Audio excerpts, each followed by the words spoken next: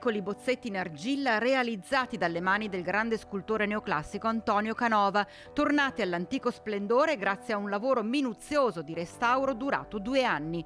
È un'emozione poter rivedere esposte le opere prime, pensate, studiate e plasmate dall'artista.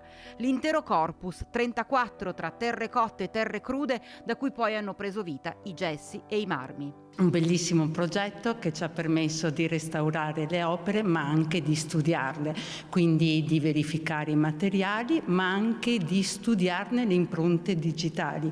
Infatti lì possiamo vedere Canova che lavorava la materia. Canova prendeva il materiale, prendeva l'argilla e lì dava la sua impronta, le sue prime idee.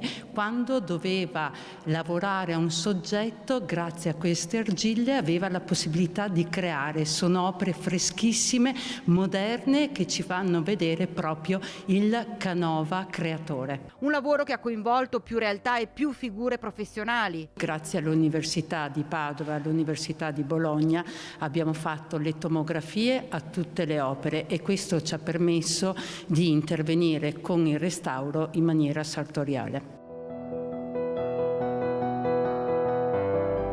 90.000 euro l'importo dei lavori di restauro dei bozzetti in argilla. Grazie a Volotea, la compagnia di voli che ci ha sostenuto per l'intero progetto.